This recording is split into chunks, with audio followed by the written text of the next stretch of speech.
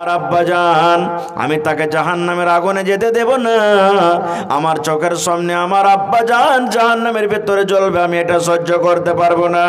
জাহান্নামের ফেরেশতারে, যদি আমার আব্বাজানকে তুমি জাহান্নামের আগুনে নিয়ে যাও, তাহলে আমি আব্বার বড় মেয়ে, তোমাকে আমাকে আগে জাহান্নামের ভিতরে রাখতে হবে।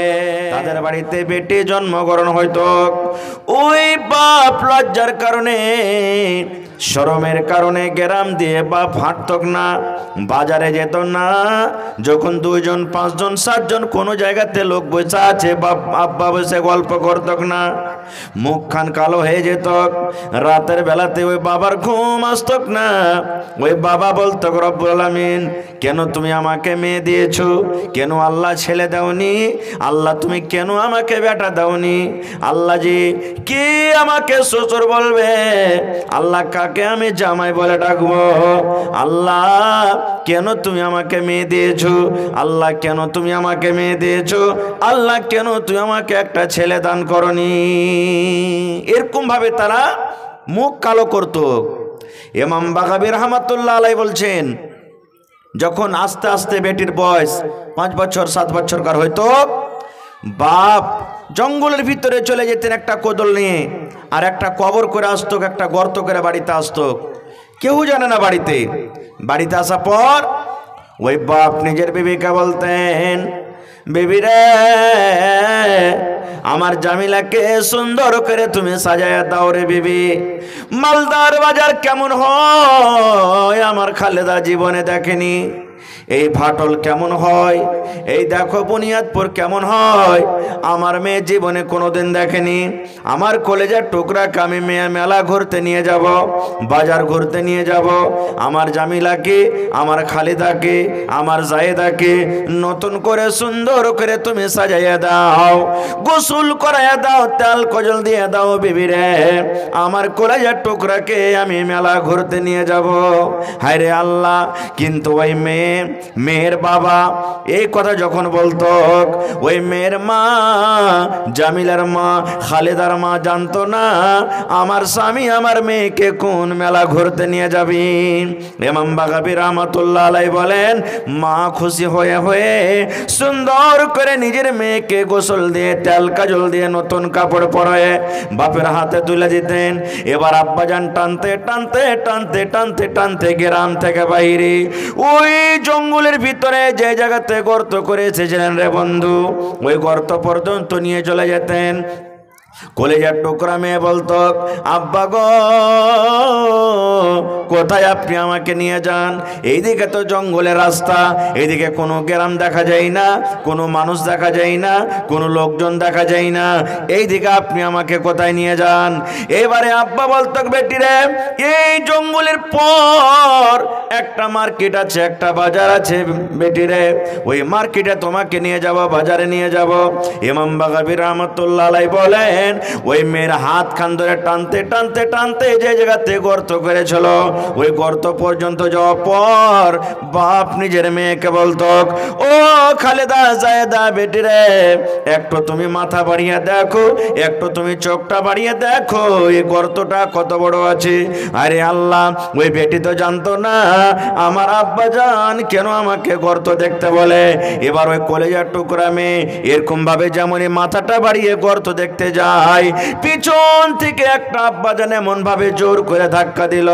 ধাক্কা দেওয়ার সাথে সাথে ওই মেয়ে কলেজার টুকরা গর্ততে পড়ে গেল। যখন গর্ততে পড়ে গেল, ওই কলেজার টুকরা মেয়ে এইবারে গর্ততে পড়ে যাওয়ার পর কাঁদছে, আব্বা তুমি আমাকে কেন ধাক্কা দিলে? কেন তুমি আমাকে গর্ততে ফেলে দিলে? কি অপরাধ করেছি? কি আমি ভুল করেছি?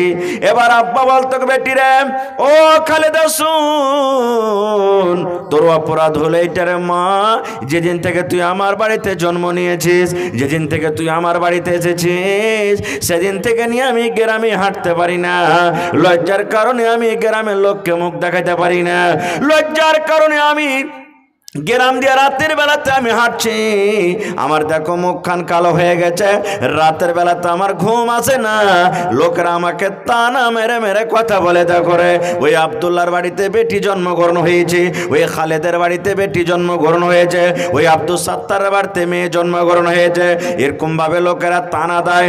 বেটি রে, জীবনের মতো তুমি আমাকে আব্বা বলে ডেকে নাও, আজ পর থেকে তুমি আর আমাকে আব্বা আব্বা বলে ডাকতে পাবে না, জীবনের মতো মাকে ডেকে নাও, মাকে মা মা বলে ডেকে নাও, আর তুমি জীবনের পর আজকের পর মাকে বলে ডাকতে পারবে না। ইমাম বাগাবী রাহমাতুল্লাহ আলাইহি বলেন, যখন এরকম করে বাপ নিজের মেয়েকে কথা বলতে করে, আল্লাহ ওই কলিজার টুকরা মেয়ে গর্ততে পড়ে পড়ে নিজের আব্বাকে বলতো, আব্বা গো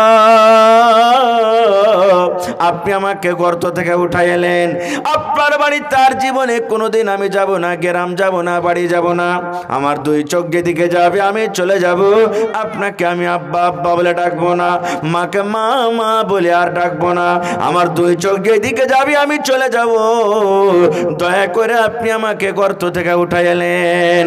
ইমাম বাগাবী রাহমাতুল্লাহ আলাইহি বলেন, বেটি এরকম ভাবে গর্ততে পড়ে পড়ে কাঁদতে থাকতো, কিন্তু সুবহানাল্লাহ ওই বাপ একটা কথা শুনতো না, ওই জিন্দা জীবিত বেটিকে ওপর থেকে মাটি চাপিয়ে তাকে দফন করে বাড়ির দিকে রওনা হয়ে যেত।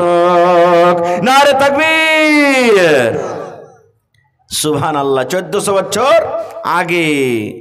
এখনো দেখেন আল্লাহুস সামাদ, এখনো দেখেন যার বাড়িতে একটা মেয়ে হলো, দুটা মেয়ে হলো, তিনটা হলো, চারটা হলো, পাঁচটা হলো, ছেলে এখনো হয়নি, তানা মেরে মেরে কথা বলবে, কথাতে কথাতে যায়ও গালি দিবে, ননদরাও গালি দিবে, দেখবেন শাশুমাও বাড়িতে গালি দিবে, প্রতিবেশীও গালি দিবে, একটু কিছু হলো না হলো ওই কথাটাই বলবে, এ মাগি বেটি বিয়ানি, তোর পেট থেকে তো শুধু বেটি হয়েছে রে ঢেবনি, আল্লাহ তো তোকে মুখ দেখেনি বেটার, এরকম ভাবে কথা বলে, বলে না বলে না? আল্লাহ রাব্বুল আলামিন কোরআনে বলছেন সূরাতুশ শূরাতে, এই দুনিয়ার মানুষ, আমি আল্লাহ যাকে ইচ্ছা করি তাকে ছেলে দান করি, আমি আল্লাহ যাকে ইচ্ছা করি মেয়ে দান করি, আমি আল্লাহ ইচ্ছা যাকে করি ছেলে মেয়ে দুটোই দান করি, আর আমি আল্লাহ যাকে ইচ্ছা করি বাঁঝ করে রাখি। এরকম মানুষ দুনিয়াতে আছে না নেই? দেখবেন একটা দুটা তিনটা করতে করতে যার একটা নাতে 8টা ছেলে হয়েছে, মেয়ে হয়নি, আমাদের ভাষাতে আমাদের এলাকাতে আপনাদের এলাকাতে লোকেরা বলবে ইসালা 8 কুড়া ছেবে আর একটা বেটি হয়নি, একে বিচারে নিস না, একে পঞ্চায়েতে নিস না, একে একা হাঁকা মজলিস থেকে হাঁকিয়ে এরকম ভাবে। ভাই মুসলমান, আল্লাহ তাবারাক ওয়া তাআলা মেয়ে একটা খুব বড় নিয়ামত দান করেছেন, বলবেন কেমন করে? সুবহানাল্লাহ। আরো কি করতো জানেন? যখন ওই জামানায় জাহেলিয়াতে মক্কা নগরে যখন কোনো মহিলার হাইজ হইতো, হাইজ বোঝেন তো, মাসিক হইতো, তখন কি করতো জানেন? ওই স্ত্রীটাকে বলতে গেলে, তুই আজ থেকে আমার খাটে থাকবি না, কো খাটে আসবি না, পালঙ্গে আসবি না, তুই বিছানা আলাদা করে শুত, তুই ঘরে আলাদা করে থাক, তুই আমাকে ভাত রান্না করে খাওয়াবি না, রুটি বানিয়ে খাওয়াবি না, তরকারি রান্না করে খাওয়াবি না, তুই আমাকে পানি দিবি না, তুই না পা খেয়ে আছিস, তুই আমার সামনে থেকে হট, তুই আলাদা রুমে থাক। এরকম ভাবে তারা করতো। সাহাবাই কেরাম যখন দেখলেন, আল্লাহ রাসূলকে বলছেন, হুজুর একটা কথা বলবো। বলছে কি? বলছে যে ইহুদিরাকে জানেন, যখন ওদের স্ত্রীদের যখন হাইজ মাসিক হয় তখন ওরা স্ত্রীকে বলে যে তুই না পাক হয়ে আছিস, তোর শরীরে আমার শরীরে যেন টাচ না করে, তুই আমাকে ভাত রান্না করে রুটি বানিয়ে খাওয়াবি না, তরকারি বানিয়ে খাওয়াবি না, তুই আলাদা হয়ে থাক। যখন রাসূল কথাটা শুনলেন কি বলছেন? রে আমার উম্মতেরা, তোমরা শুনে নাও রে বাবা, যখন তোমাদের স্ত্রীদের হাজ হবে, তোমাদের স্ত্রীদের মাসিক হবে, তোমাদের স্ত্রীটা শরীর থেকে নাপাক হয় না, আল্লাহ রাসূল সাল্লাল্লাহু আলাইহি ওয়াসাল্লাম বললেন তোমরা ইহুদির মতো করিও না, রাতের বেলাতে তোমরা একে বিছানে গায়ে গা লাগিয়ে তোমরা ঘুমাবে, তোমরা নিজের বিবিকে চুমা দিতে পারবে। আল্লাহ রাসূল বলেছেন, ও আমার উম্মতের দল, তোমরা শুনে নাও, তোমার স্ত্রীদের হাতের তোমরা বানা খেতে পারবে, তোমার স্ত্রী যদি রুটি বানিয়ে দেয়, ওই রুটি তুমি খাও, তোমার কোনো পাপ নাই, গুনাহ নাই। ইয়াকে বিছানে রাতের বেলাতে তুমি ঘুমাও, তোমার কোনো গুনাহ নাই। মা আয়েশা রাদিয়াল্লাহু তাআলা আনহা বলেন, আল্লাহর নবী আমার পাঞ্জরে বসে থাকতেন। ওরে সুবহানাল্লাহ। মা আয়েশা বলেন, আমি দুধ পান করতাম, আমি গিলাসে পানি পান করতাম, আমার নবী আমার দিকে দেখতেন। আমার বিবি আয়েশা গিলাসের কোন জায়গাতে মুখ লাগায়ে দুধ পান করে, পানি পান করে। মা আয়েশা রাদিয়াল্লাহু তাআলা আনহা বলেন, আমি পানি পান করতে করতে কিংবা দুধ পান করতে করতে যখন আমি গিলাসটা রেখে দিতাম, দয়ার নবী চট করে গিলাসটা নিয়ে নিতেন। আল্লাহুস সামাদ। মা আয়েশা বলেন, আমার দয়ার নবী চট করে গিলাসটা উঠিয়ে নিতেন। আমি আয়েশা যে জায়গাতে আমি ঠোঁট লাগায়ে মুখ লাগায়ে আমি পানি পান করলাম, দুধ পান করলাম, দয়ার নবী ওই জায়গাতে মুখ লাগায়ে ঠোঁট লাগায়ে পানি পান করতেন। শুধু তা নয়, মা আয়েশা আরো বলেন, আমি খানা খেতে বসেছি, আমি খাবার খাচ্ছি, আমি হাড্ডি চুষে চুষে খাই, আমি গোশত ছিঁড়ে ছিঁড়ে খাই। আল্লাহ রাসূল সাল্লাল্লাহু আলাইহি ওয়াসাল্লাম আমার দিকে দেখছেন, আমার বিবি আয়েশা গোশতের কোন জায়গাতে মুখ লাগায়ে ঠোঁট লাগায়ে দাঁত লাগায়ে কামড় দেয়। মা আয়েশা বলেন, আমি যখন পেস্টটাকে থালাতে রেখে দিলাম, দয়ার নবী চট করে পেস্টটাকে উঠিয়ে নিলেন। যে জায়গাতে আমি আয়েশা আমি দাঁত দিয়ে কামড় দিয়েছি, দাগ লাগিয়েছি, ওই জায়গাতে আমার নবী কামড় দিয়ে মুখ লাগায়ে দাঁত দিয়ে কামড় দিতেন। শুধু তা নয়, এবার মা আয়েশা কি বলছেন, আমি এই অবস্থাতে ছিলাম যে আমার তখন হাজ হতো, মাসিক হতো। আল্লাহ রাসূল সাল্লাল্লাহু আলাইহি ওয়াসাল্লাম কত বড় মান সম্মান বাড়িয়ে দিলেন যে, হায়রে আল্লাহ, এখন একটু আফসোসের কথা, আমার কোনো ভাই খেতে বসেছেন, ভাত খেতে খেতে চেটি ভাত বেশি হয়ে গেছে, চেটি ভাজা বেশি হয়ে গেছে, যদি নিজের স্ত্রীরাকে বলে, আব্দুল্লাহর মারে এই ভাত কটা খেতে পারলাম না, তুমি খেয়াল তো। তা আমার মায়েরা খালারা কি বলবেন জানেন, আব্দুল্লাহ রে ওই বকরি কিংবা মুরগিটাকে দিয়াই, ওর পুটা পোড়া ভাত কে খাবে, ছাড়া ভাত খেতে পারবো না, বকরিটাকে দিয়াই। এই তো আমাদের মহব্বত আর ভালোবাসা। ভাই আমার, আল্লাহ রাসূল সাল্লাল্লাহু আলাইহি ওয়াসাল্লাম কতটুকু ইজ্জত সম্মান বাড়িয়ে দিলেন জানেন।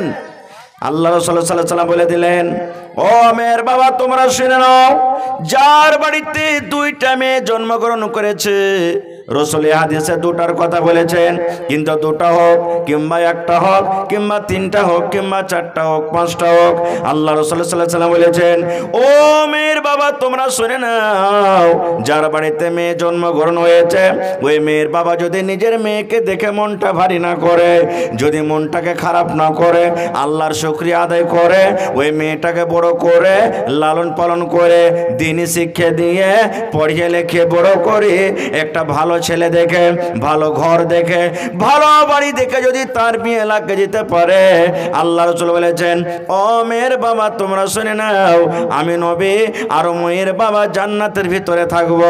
কেমন হয়ে জান্নাতের ভিতরে থাকবো? নবীজি দুইটা অঙ্গলকে ইশারা করে বললেন, ও মেয়ের বাবা তুমি শুনে নাও, এই দুটা লোক দেখো যেমন পাশাপাশি হয়ে আছে, এই দুটা অঙ্গল যেমন পাশাপাশি হয়ে আছে, আমি নবী আর মেয়ের বাবা জান্নাতের ভিতরে পাশাপাশি থাকবো। সুবহানাল্লাহ। আশা করছি যত লোক আমরা এখানে বসে আছি সকলেরই মেয়ে বাড়িতে আছে, আছে না নেই? কাহরে একটা আছে, কাহরে দুটা আছে, কাহরে তিনটা আছে। সুবহানাল্লাহ। মা খালারাকে বলবো, মাগে যদি কোনো মা কোনো বোন খালার শুধু মেয়ে হয়েছে, খবরদার খবরদার তাকে গালি দিবেন না, কারণ তার হাতের তো কিছু নয়, এটা আল্লাহ তাবারাক ওয়া তাআলার পক্ষ থেকে হয়। এবং ভাইয়েরাকে বলবো, যদি আপনার বাড়িতে স্ত্রী এসেছে, ওর তো কোনো ভুল নাই, ওর তো কোনো দোষ নাই, আপনার স্ত্রী যদি ছেলে না হয় শুধু মেয়ে হয়, এটা আল্লাহ তাবারাক ওয়া তাআলার তরফ থেকে আজমাইশ নিয়ামত মনে করবেন, আল্লাহ দুনিয়া আখিরাতে আপনাকে ভালো রাখবে। একটা আপনার সামনে ঘটনা বলছি। আব্দুল মালিক মুজাহিদ সুনহেরি কিরনির মধ্যে একটা ঘটনা লিখছেন যে জাহান্নামের দুয়ার, আল্লাহ যে মানুষকে জাহান্নামে দিবে, জাহান্নামের দুয়ার হলো 7টা। কত দুয়ার ভাই? 7টা। এবারে একটা লোকের একটা দুটা তিনটা করতে করতে 6টা মেয়ে হয়েছে। কয়টা মেয়ে? জি। এবারে লোকটা মেয়ে হওয়ার কারণে স্ত্রীটাকে ভালোবাসত না, ওকে ভালো খেতে দিত না, ওকে ভালো পিনতে দিত না, চিরুনি দিত না, তেল দিত না, পাউডার দিত না, কোনো রকমেরই তাকে ভালোভাবে ভালো খাবার দিত না। শেষ পর্যন্ত রাতের বেলাতে ঘুমাইতে এসেছে, স্ত্রীকে বলছে তুই আলাদা করে বিছানে থাক, তোর মতন বিবিকে আমি বিছানে ঘুমাইতে নেব না কো। তোর পেট থেকে যত মেয়ে হয়েছে মেয়েকে নিয়ে তুই আলাদা করে সব বিছিয়ে তুই নামতে থাক, আমি তোকে বিছানে জায়গা দেব না কো। কি করবে বেচারি, নামতে নিয়ে ছয়টা মেয়েকে নিয়ে নামতে ঘুমিয়ে আছে। এবার লোকটা বলছেন আমি রাতের বেলাতে স্বপ্ন দেখছি আমি যেন মরে গেছি। মেয়ের বাবা স্বপ্ন দেখছে আমি যেন মরে গেছি। এবার দেখছে কিছুক্ষণ পর জাহান্নামের ফেরেশতা স্বপ্নে দেখছে যে তার হাতখানটাকে ধরে টানতে টানতে জাহান্নামের দিকে নিয়ে চলে যায়। এবার স্বপ্নে বলছে এই তুমি কে? বলছে যে আমি জাহান্নামের ফেরেশতা। বলছে আমাকে কোথায় নিয়ে যাও? বলছে তোমাকে জাহান্নামের ভিতরে নিয়ে যাব। তখন লোকটা বলছে যে ঠিকই তাইলে আমি মরে গেছি। এবার শোনেন, স্বপ্ন দেখছে লোকটা। এবার ইমাম মালিক বলছেন সুবহানাল্লাহ, আব্দুল মালিক মুজাহিদ বলছেন যখন মেয়ের বাবাটাকে টানতে টানতে টানতে টানতে টানতে জাহান্নামের প্রথম গেটের দিকে নিয়ে রওনা হয়েছি, জাহান্নামের ভেতরে ঢুকতে যাবে, এই মতো অবস্থায় তার বড় মেয়ে দৌড়াতে দৌড়াতে দৌড়াতে দৌড়াতে দৌড়াতে দৌড়াতে এরকম ভাবে জাহান্নামের ফেরেশতার আগা ঘিরে নিয়েছে, জাহান্নামের গেট এরকম ভাবে ঘিরে নিয়েছে। এবার জাহান্নামের ফেরেশতা বলছেন ওরে আল্লাহর বান্দি তুমি কে? তুমি কেন আমাদের আগা ঘিরেছো? এবার সেই বেটি ছেলে বলছেন ও জাহান্নামের ফেরেশতা, জাহান্নামের দারোগা, আমি হইলাম এই লোকটার মেয়ে, বড় মেয়ে, এটা হলো আমার আব্বাজান, আমি তাকে জাহান্নামের আগুনে যেতে দেব না। আমার চোখের সামনে আমার আব্বাজান জাহান্নামের ভেতরে জ্বলবে, আমি এটা সহ্য করতে পারবো না। জাহান্নামের ফেরেশতারে যদি আমার আব্বাজানকে তুমি জাহান্নামের আগুনে নিয়ে যাও তাহলে আমি আব্বার বড় মেয়ে, তোমাকে আমাকে আগে জাহান্নামের ভিতরে রাখতে হবে। এবার লোকটা বলছেন যখন প্রথম গেট দিয়ে আমাকে নিয়ে যেতে পারলো না, আমার হাত কান ধরে টানতে টানতে টানতে টানতে দ্বিতীয় নম্বর গেটে আমাকে নিয়ে চলে গেল। যেমনই দ্বিতীয় নম্বর গেট আমাকে নিয়ে যাবে, আমার 2 নম্বর দৌড়াতে দৌড়াতে দৌড়াতে দৌড়াতে এসে আমার আগা ঘিরে নিয়েছে। এবার বলছে জাহান্নামের ফেরেশতারে এটা হলো আমার আব্বাজান, আমি আব্বার 2 নম্বর মেয়ে, 2 নম্বর বেটি, আমার আব্বাজানকে আমি জাহান্নামের ভিতরে আমি যেতে দেব না। লোকটা বলছেন আবার টানতে টানতে টানতে আমাকে 3 নম্বর গেটে নিয়ে যাওয়া হলো। 3 নম্বর গেটে 3 নম্বর মেয়ে দাঁড় হয়ে গেল। আবার 4 নম্বর গেটে নিয়ে যাওয়া হলো, 4 নম্বর মেয়ে এসে দাঁড় হয়ে গেল। 5 নম্বর গেটে নিয়ে গেল, 5 নম্বর মেয়ে এসে দাঁড় হয়ে গেল। 6 নম্বর গেটে নিয়ে যাওয়া হলো। এবার 6 নম্বর গেট থেকে আমি জাহান্নাম থেকে বেঁচে গেলাম। এবার গেট কয়টা আছে আর জোরে বলেন? আর মেয়ে আছে? নেই। এবার লোকটা কাঁদতে শুরু করেছে, চোখ দিয়ে তার ঝরঝর ঝরঝর করে জল ঝরতে শুরু হয়েছে। জাহান্নামের ফেরেশতা বলেন আরে আল্লাহর বান্দা, এখনো তুমি জাহান্নামের ভেতরে যাওনি রে, এখনো জাহান্নামের মজা পাওনি, জাহান্নামে কি শাস্তি আছে এখনো তুমি জাহান্নামের ভেতরে যাওনি, তবে কেন তুমি কাঁদছো? কেন তোমার চোখ দিয়ে পানি ঝরে? একটু তুমি কারণটা বলে দাও। এবারে লোকটা বলছেন রে জাহান্নামের ফেরেশতা, আমি জানছি রে, এখনো আমি জাহান্নামের ভিতরে যাইনি, এখনো জাহান্নামের মজা আমি খেতে পাইনি, এখনো জাহান্নামের শাস্তি আমি দেখতে পাইনি, তবে এজন্য কাঁদছি, আফসোস করে কাঁদছি আল্লাহ, তুমি যদি আর একটা মেয়ে আমাকে দিতে রব্বুল আলামিন, তাহলে আজকে আমি 7 নম্বর জাহান্নামের গেট থেকে আমি বেঁচে যাইতাম। আল্লাহ কেন তুমি আমাকে আর একটা মেয়ে দাওনি? আল্লাহ যদি আর একটা মেয়ে দিতে আমি 7 নম্বর গেট থেকে আল্লাহ বেঁচে যেতাম। এই করতে করতে তার স্বপ্ন ভেঙে গেল। যেমনই স্বপ্ন ভেঙে যাওয়া, দেখছে যারে আমি তো মরিনি, আমি বেঁচে আছি। ওরে সুবহানাল্লাহ। এবার স্ত্রীর দিকে নজর করছে, নিজের মেয়েগুলোর দিকে নজর করে, ওরে আল্লাহ বড় বড় মশাতে ফুঁড়ছে, মা সমস্ত ছেলেরাকে মেয়েরাকে নিয়ে মা বুকে করে ঘুমিয়ে আছে। আরে আল্লাহ দেখছে নিজের বিবির দিকে, কতদিন থেকে চুলে চিরুনি হয়নি, কতদিন থেকে চুলে তেল হয়নি, সাবন কতদিন থেকে দেয়নি, যায়নি। সুবহানাল্লাহ, মেয়েদের দিকে দেখছে, মেয়েদের চুলগুলা উস্কো খুস্কো হয়ে আছে। আল্লাহ রে আল্লাহ, এবার লোকটা রাত বড় 1টা 2টার সময়তে বিছানা বিছানা বসে বসে কাঁদছে আর বলছে, রব্বুল আমিন, আজকে যদি আমার স্বপ্ন সত্য হতো, আল্লাহ রে, আজকে আমি জাহান্নামের আগুন থেকে আল্লাহ বাঁচতে পারতাম না। যে মেয়েদেরকে আমি কোনোদিন মান দিইনি, যে আমার স্ত্রীকে কোনোদিন সম্মান দিইনি, প্যার দিইনি, মোহব্বত দিইনি, ভালোবাসা দিইনি, আল্লাহ সেই মেয়েকে কত আমি দূর বেঁচেছি। আল্লাহ সে মেয়েরা আজকে আমাকে স্বপ্ন হতে গেল জাহান্নামের আগুন থেকে বাঁচিয়ে নিনে। এবার চোখ দিয়ে পানি ঝরছে। ওই ঘুম অবস্থাতে সমস্ত মেয়েরাকে উঠিয়ে উঠিয়ে উঠিয়ে উঠিয়ে বিছানে রাখা হলো। নিজের স্ত্রীটা ঘুমের হালাতে আছে, স্ত্রীটাকে উঠিয়ে বিছানে রাখা হলো। ওই রাতের বেলাতে তার মাথাতে তেল দেওয়া হলো। এবার তেল দিয়ে চিরুনিও করে দিলেন। এবার যখন মুয়াজ্জিন সাহেব ফজরের টাইমে আসসালাতু খায়রুম মিনান নাওম, ফজরের যখন আজান দিয়েছে, তার স্ত্রীর ঘুমটা ভেঙে গেছে। এবার ঘুম যখন ভেঙে গেল, দেখছি আল্লাহ রে, আমি তো নামতে ছিলাম, কেমন করে আমি পালঙ্গের ওপরে চলে এলাম। এবার স্বামীর দিকে নজর করে বলছেন, স্বামী গো, কি ব্যাপার, বুঝতে পারলাম না। আমি তো সারা জীবন এই যে আমি নামতে শুয়ে শুয়ে আমি রাতটা কাটালাম, আজকে হঠাৎ করে আমি পালঙ্গের ওপরে কেমন করে এলাম। স্বামীর মাথাতে লেড়ে দেখছে, মাথাতে তেল দেওয়া আছে, মাথাতে চিরুনি করা আছে। এবার বলছে, স্বামী গো, ব্যাপারটা কি বলতে পারবো না। যখন কথাটা বলা, তার স্বামীর চোখ দিয়ে ঝরঝর করে পানি ঝরতে শুরু হয়েছে। হাও মাও করে চিৎকার করে কেন্দে বিবিকে বুকে জড়িয়ে ধরছে। বলছে, বিবি রে, না জানাতে তোমার ওপরে কত জুলুম অত্যাচার করেছে রে বিবি। এবার স্বপ্নের ঘটনাটা শুনিয়ে দিলেন। বিবি রে, এই মতো আল্লাহ রাব্বুল আমাকে আজকে একটা স্বপ্ন দেখালছেন। বিবি রে, জীবনে যত তোমাকে আমি কষ্ট দিয়েছি, ব্যথা দিয়েছি, তুমি জীবনে আমাকে স্বামী বলে মাফ করে দাও। আজ থেকে আমি কসম খেয়ে বলছি, জীবনে তোমাকে আমি কোনোদিন কষ্ট দেব না, আমার মেয়েরাকে কোনোদিন আমি দূরবাসবো না। নারে তাকবীর বলবেন হাজি মাওলানা। ইসলাম মান সম্মান দিয়েছে। নবী নিজের বেটিটাকে কত ভালোবাসতেন, নবীজি কি নিজের মেয়েরাকে ভালোবাসতেন? জি, বুখারী শরীফের হাদিস। মাওলানা বসে আছেন, জিজ্ঞাসা করবেন। আল্লাহ রাসূল সাল্লাল্লাহু আলাইহি সাল্লামের ছেলেরা ছোটতেই মারা গেছেন, কেউ সাবালক হইতে পায়নি, মেয়ে শুধু বেঁচেছে। তখন মক্কার বেঈমান শয়তানেরা নবীকে আবতার বলেছেন। কোন সূরাতে আবতার আছে বলেন তো? কোন সূরাতে আবতার আছে? আবতার মানে জড় কাটা। আরে দেখো, মুহাম্মাদের ছেলেরা মারা গেল, মেয়েরা শুধু বেঁচে আছে। ইয়ার মরে যাওয়া পরে আর নাম লেনাওয়ালা কেউ থাকবে না, কে নাম নেবে আর? কিন্তু আল্লাহ রাব্বুল আলামিন এমন সিস্টেম করলেন, নবী বলে দিলেন, এই মক্কার বেঈমান শয়তানেরা, তোরা শোন, আমার নবী আবতার নয় রে, তোরা হলি আবতার। কারণ যেখানে যেখানে আমার নাম আসবে, ওখানে আমার কার নাম আসবে? আজান দিয়েছে দেখবেন, আল্লাহু আকবার, আল্লাহু আকবার, আশহাদু আল্লা ইলাহা ইল্লাল্লাহ। তারপরে কি আছে? আশহাদু আন্না মুহাম্মাদার রাসূলুল্লাহ। আছে না? আছে না? লা ইলাহা ইল্লাল্লাহু।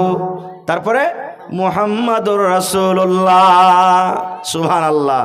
ইন্না আতাইনাকাল কাউসার ফাসাল্লি লিরাব্বিকা ওয়ানহার ইন্না শানিয়াকা। হ্যাঁ, সুবহানাল্লাহ। নবীজির শেষ টাইম, শেষ সময়, বেমারি হালাতে নবীজি আছেন, দুনিয়া থেকে চলে যাবেন সেই দিন। নবীজি সোমবারের দিন 8টা-9টার সময়, আজকে যেমন বসে বসে জালসা শুনছেন, সাহাবায়ে কেরাম বসে আছেন গোল করে, নবীজির স্ত্রীরা বসে আছেন। নবীজি বলছেন, আমার মা কই? নবীজি নিজের বেটিকে ফাতেমাকে মা বলতেন। কই আমার মা? আমার মা কই? ফাতেমা কই? ফাতেমাকে কথা বলবো। খবর দেওয়া হলো, ফাতেমা, তোমার আব্বু তোমাকে ডাক দিয়েছে। দৌড়াতে দৌড়াতে দৌড়াতে ফাতেমা চলে এলেন। দয়ার নবী ইশারা করে মেয়েকে বলছেন, ও আমার মেয়ে ফাতেমা, মা গো, তোমার এই মুখখানা, এই তোমার কানটাকে আমার মুখের কাছে লাগাইয়া দাও, আস্তে করে মা, তোমাকে আমি কিছু কথা বলবো। নবীজি বেটিকে বলছে, বেটি রে, এই যে আমার সাহাবীরা বসে আছে, আমার সাহাবীরা যেন আমার কথাটা শুনতে না পায়, আমার বিবিরা বসে আছে, আমার বিবিরা যেন আমার কথাটা না শুনতে পায়। ও মা ফাতেমা, তোমার কানটা আমার মুখের কাছে লাগাইয়া দাও, আমি আস্তে করে মা তোমাকে কিছু কথা বলবো। এবার মা ফাতেমা আব্বার মুখের কাছে নিজের কানটাকে এরকম ভাবে লাগিয়ে দিলেন। নবীজি আস্তে করে করে কানে কানে বেটিকে কোন এমন কথা বললেন, ওরে আল্লাহ, চোখ দিয়ে পানি ঝরতে লাগলো, ঝরঝর ঝরঝর করে কানতে লাগলো। এবার নবী দেখলেন, আহারে, আমার চোখের সামনে আমার মা কানতে লাগলো, আমার মা আমার কথা শুনে ব্যথা পেয়েছে, আমার মায়ের চোখে আমি নবী পানি দেখতে পারবো না। এবার নবীজি আবার দ্বিতীয়বার বলছেন, বেটি রে, আমার কথা পেয়ে মা তুমি ব্যথা পেয়েছ, আমার কথা পেয়ে তুমি সহ্য করতে পারলে না, মা তোমার এই মুখখানার কানটা আমার মুখের কাছে আর একবার লাগাইয়া দাও। এবার দ্বিতীয়বার নিজের কানটাকে মুখের কাছে লাগিয়ে দিলেন। নবীজি আস্তে করে করে কোন এমন কথা বললেন, সুবহানাল্লাহ। এবারে ওই কান্না মানুষ এবারে হাসতে শুরু করে দিলেন। তাহলে প্রথমবার কানে কানে কি বললেন, মা ফাতেমা কানতে লাগলেন। দ্বিতীয়বার কানে কানে কোন এমন নবী কথা বললেন, এবার ওই কান্না মানুষের মুখে হাসি এসে গেল। শেষ কথা, নবী দুনিয়া থেকে চলে গেলেন। কিছুদিন পর নবীজির একজন স্ত্রী মা আয়েশা রাদিয়াল্লাহু তাআলা আনহা, এটা হলো ফাতেমার সতার মা, একদিন ডাকে বলছেন, ফাতেমা একটা কথা বলবো মা। বলছে, কি? বলছে, বেটি রে, যখন তোমার আব্বা মারা যাবেন, যেই দিন তোমার আব্বা দুনিয়া থেকে চলে যাবেন, ওই দিন ওই টাইমে বেটি রে, তোমার আব্বা জান তোমার কানে কানে কোন এমন কথা বলেছেন রে মা। প্রথম কথা শোনার পর তোমার মুখে তোমার চোখে আমরা পানি দেখেছিলাম, তুমি কাঁদছিলে। আর দ্বিতীয় নম্বরে তোমার আব্বা জান কানে কানে কোন এমন কথা বলেছিলেন রে মা, যে তোমার মুখে আমরা হাসি দেখেছিলাম। বেটি রে, কোন এমন কথা ছিল যে কথা নবীজি আমাদেরকে বললেন না, আমরা হলাম তার স্ত্রী, আমাদেরকে বলেননি, তোমাকে বলেছে। মা একটু দয়া করে বলো তো। এবারে ফাতেমা বলছেন, মা গো, এখন আমার আব্বাজান কিন্তু দুনিয়াতে নাই, আমি এখন বলবো। যখন আমার আব্বাজান আমাকে প্রথমে কানে কানে বলেন, আমি কেঁদেছিলাম, আমার চোখে পানি এসেছিল। এবার আমার আব্বাজান দ্বিতীয়বার আমার কানে কানে বললেন, তখন আমি হেসেছিলাম। তাইলে মা তুমি শোনো, আমার আব্বাজান যখন আমাকে প্রথমবার কানে কানে বললেন, আমি কেঁদেছিলাম, এই কথা আমাকে বলেছিলেন। ফাতেমা বেটি রে, তোমার এই আব্বাকে জীবনের মতো তুমি আব্বা বলে নাও। তোমার আব্বা এই দুনিয়া তার থাকবে না, আল্লাহ রাব্বুল আলামিনের পক্ষ থেকে অর্ডার হয়েছে, এখন দুনিয়া থেকে তোমার আব্বাকে যেতে হবে। ও মা, এই চেহারা খান তুমি জীবনের মতো দেখে নাও, এই চেহারা খান তুমি আর দেখতে পাবে না। মা গো, আব্বার মৃত্যুর কথা শুনে, আব্বার মৃত্যুর খবর পেয়ে আমি নিজের মনটাকে আমি থামতে পারলাম না গো মা। আমি কেমন করে আমি থাকবো? কে আমাকে মা মা বলে ডাকবে? সকাল সন্ধ্যা আমার বাড়িতে কে যাবে? কে মা মা বলে ডাকবে? কাকে আমি আব্বা আব্বা বলে ডাকবো? আব্বার মৃত্যুর কথা শুনে মা আমি কাঁদতে লাগলাম, নিজের মন খানাকে আমি থামতে পারলাম না। এবার দ্বিতীয়বার আমার আব্বা আমাকে বললেন, ও মা ফাতেমা, তুমি কেঁদো না বেটি রে, তুমি কেঁদো না, কেঁদো না। আমার মৃত্যুর পর, আমার দুনিয়া থেকে যাওয়ার পর, আমার বংশের মধ্যে, আমার খানদানের মধ্যে সব থেকে প্রথমে যার সাথে আমার দেখা হবে, সেটা হবে মা ফাতেমা তুমি। ও ফাতেমা, তুমি কেঁদো না, আমার মৃত্যুর পর সর্বপ্রথম যার সাথে আমার দেখা হবে, সেটা হবে ফাতেমা তুমি। কেন ঘটনাটা বললাম? সুবহানাল্লাহ। আমরা যখন মরবো, স্ত্রীটাকে ডাক দিয়ে বলবো, আমরা বেটারাকে ডাক দিয়ে বলবো, বেটা রে, এই জমিন খান তুই লিবি রে বেটা, ওই ব্যাংকে এতটি ব্যালেন্স আছে, টাকা আছে, তোরা নিয়ে লিবি, খবরদার তোর বহিনেরাকে খবর দিস না, এই কথাটা আমরা বলবো। কিন্তু রে সুবহানাল্লাহ, এ আমার মুসলমান ভাইরা শোনেন, নবী নিজের মেয়েকে কত ভালোবাসতেন, নবী নিজের মেয়েকে কত আদর করতেন, নিজের মতের কথা নিজের বিবিরা বিবিরাকে জানালেন না, নিজের মতের কথা বিবিরাকে বললেন না, কলেজার টুকরা নয়নের তারা ফাতেমাকে বলে গেলেন, নারে তাকবীর। হয়নি, হবে না, হতে পারে না, আমার নবীর সাথে কারো তুলনা। হয়নি, হবে না, হতে পারে না, আমার নবীর সাথে কারো তুলনা। হায়রে তুলনা তো দূরের কথা, ছায়াও মিলে না। হয়নি, হবে না, হতে পারে না, আমার নবীর সাথে কারো তুলনা। হয়নি, হবে না, হতে পারে না, আমার নবীর সাথে কারো তুলনা। সকল নবী রাসূল ছিলেন খোদার দিওয়ানা, দো নয়নে দেখব খোদা ছিল তামান্না।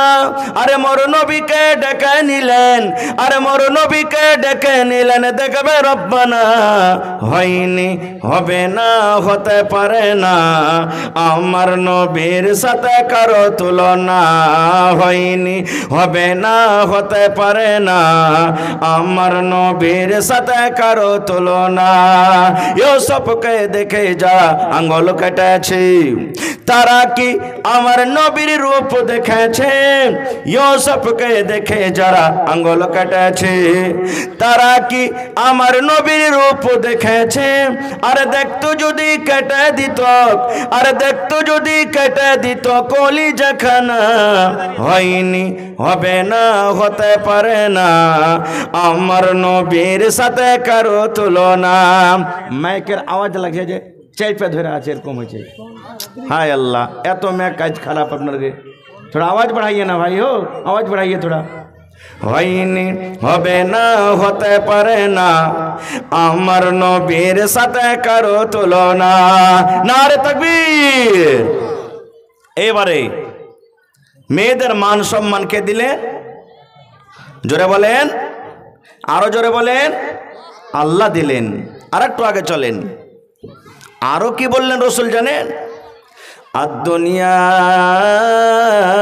কুল্লুহা মাতা ওয়া খায়রু মাতা'id দুনিয়া আল মারআতুস সালিহা।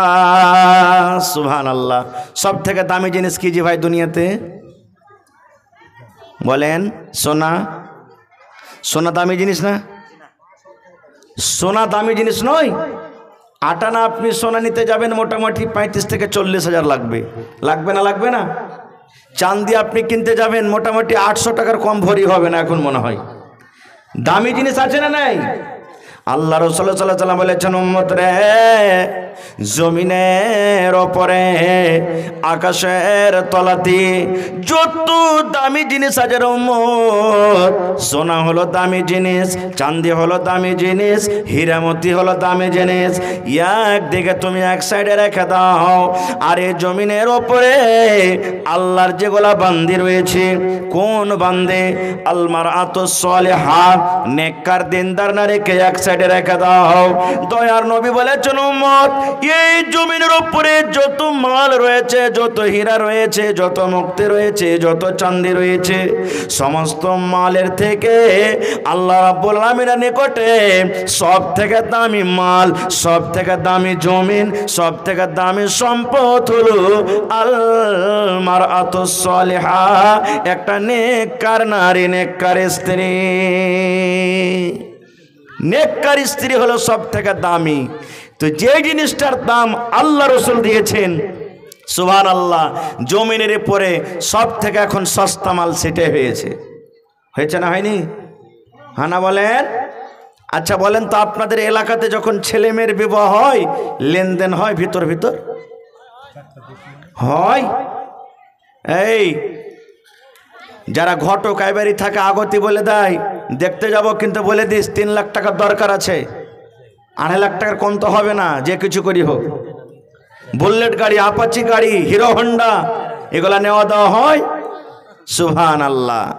হায়রে আল্লাহ, আপনি চলে গেলেন হসপিটাল, মেডিকেল গেলেন, মাথাতে ব্যথা হয়েছে, ডাক্তারকে যদি বলেন, এই ডাক্তার সাহেব 10টা টাকাও আমাকে দাও, ওর ওপর থেকে একটা ট্যাবলেটে দাও, মাথাতে ব্যথা করছে, খ্যাপা বলবে না হুঁশিয়ার বলবে? খ্যাপা বলবে। মাশাআল্লাহ, বেনামিতে একজন 4000, আর 1000 দিতে পারলেন না? নেই? আচ্ছা ঠিক আছে, আমি পরে দোয়া করে দিচ্ছি। ভাই আমার, যে স্ত্রীকে আল্লাহ তাবারক ওয়া তাআলা আপনার জন্য সুকুন আরাম বলেছেন, সেই স্ত্রীকে বাড়িতে নিয়ে যাবেন আর তার সাথে সাথে তার বাবার কাছ থেকে 2 লক্ষ 3 লক্ষ টাকা নিয়ে যাবেন। এটা শরীয়তে কেমন করে হালাল হলো? এই যুবক, কোন ধরনের মেয়েকে বিয়ে করতে হবে বাড়িতে আপনি সুখ শান্তি পাবেন? আল্লাহ রাসূল সাল্লাল্লাহু আলাইহি ওয়াসাল্লাম বলেছেন, তুনকাহুল মারআতু লিআরবাইন। ও পুরুষের দল, তোমরা শুনে নাও, যে মহিলাদের মধ্যে, নারীর মধ্যে 4খানা গুণ থাকবে রে উম্মত, ওই মহিলাকে, ওই বেটি ছেলেকে তুমি বউ করে বাড়িতে নিয়ে যাও।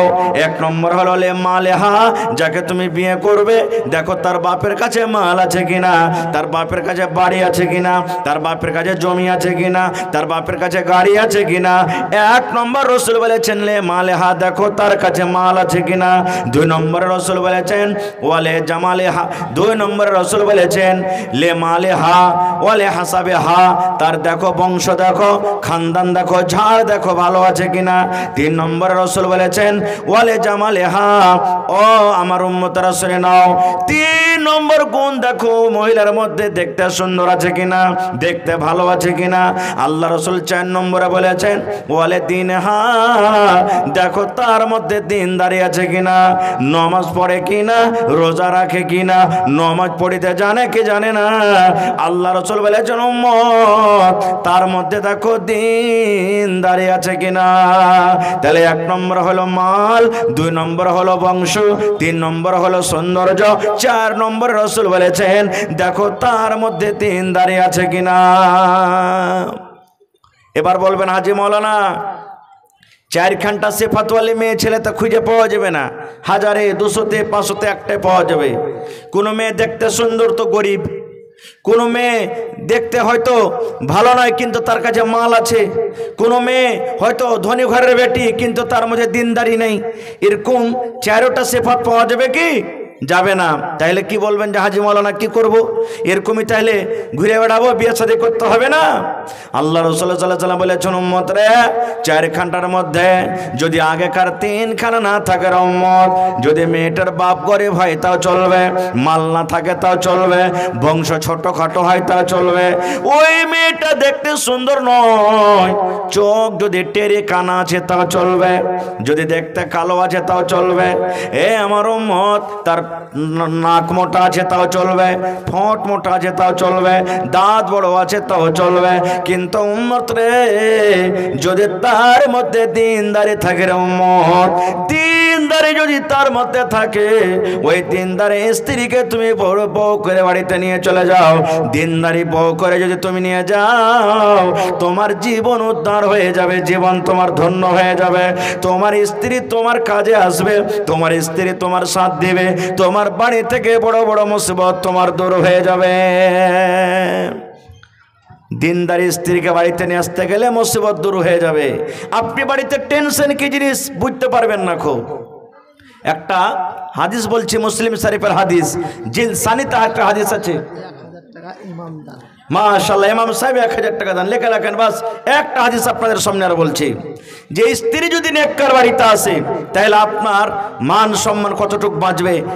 মুসলিম শরীফ জিলসানিতে একটা হাদিস আছে, আল্লাহ রাসূল সাল্লাল্লাহু আলাইহি ওয়াসাল্লাম একদিন মসজিদে বসে আছেন, মসজিদে নববীতে, আর একটা লোক আয়েশা নবীকে বলছে, নবীজি আপনার বাড়িতে আজকে কুটুমতালি করব। ভালো করে শুনবেন ভাইয়েরা, মায়েরা, খালারা। নবীজি বসে আছেন, সাহাবায়ে কেরাম বসে আছেন, আর একটা লোক এসে বলছে, নবীজি আজ রাত্রে আপনার বাড়িতে আমি কুটুমতালি করব। নবীজি কুটুম পেয়ে খুবই খুশি হইতেন। এবার নবীজি একজন সাহাবীকে বলছেন, হাগো আমার বাড়িতে তো মেহমান এসেছে, মেহমানকে খেতে লাগবে, একটু দেখো তো আমার বাড়িতে, খবর নাও তো বাড়িতে কিছু খাবার আছে কিনা। একজন সাহাবী চলে গেলেন, ও আল্লাহ নবীর বিবিরা, আল্লাহ রাসূল আমাদেরকে পাঠালেন, বাড়িতে মেহমান এসেছে, কিছু খাবার থাকলে বলো বাড়িতে কি আছে। এ ভাই, আহা, এবার নবীর বাড়ি থেকে উত্তর এলো, ও আল্লাহ নবীর সাহাবী শুনে নাও, নবীকে গিয়ে বলে দাও আজ রাত্রে নবীর বাড়িতে শুধু পানি রয়েছে, পানি ছাড়া নবীর বাড়িতে অন্য কোনো খাবার নাই। নবীর বাড়িতে রুটি নাই, নবীর বাড়িতে দুধ নাই, নবীর বাড়িতে খাজুর নাই, নবীর বাড়িতে কোনো অন্যরকম কিছু খাবার নাই। সে নবীর বাড়ি থেকে উত্তর আসছে, ও আল্লাহ নবীর সাহাবী শুনে নাও, নবীকে গিয়ে বলে দাও আজ রাত্রে নবীর বাড়িতে শুধু পানি রয়েছে, পানি ছাড়া নবীর বাড়িতে অন্য কোনো খাবার নাই। আর একটা স্ত্রীর বাড়িতে খবর না হলো, তার বাড়িতে ওইটাই উত্তর এলো। আর একটা বাড়িতে খবর না হলো, তার বাড়ি থেকে ওইটা উত্তর এলো। ও আল্লাহ নবীর সাহাবী, নবীকে বলে দাও আজ রাত্রে নবীর বাড়িতে শুধু পানি আছে, পানি ছাড়া অন্য কোনো খাবার নাই। এবার সে সাহাবী চলে এলেন, আসার পর বলছেন, নবীজি এক এক করে আপনার বাড়িতে খবর না হইলো, আজ রাত্রে আপনার বাড়িতে শুধু পানি আছে, পানি ছাড়া অন্য কোনো খাবার নাই। নবীজি আপনারা যেমন বসে বসে জালসা শুনছেন, সাহাবায়ে কেরামকে বলছেন, ও আমার সাহাবীর দলেরা, তোমরা আজকে শুনেছো আমি নবী আমার বাড়িতে শুধু পানি আছে, পানি ছাড়া অন্য কোনো খাবার নাই। বাবারে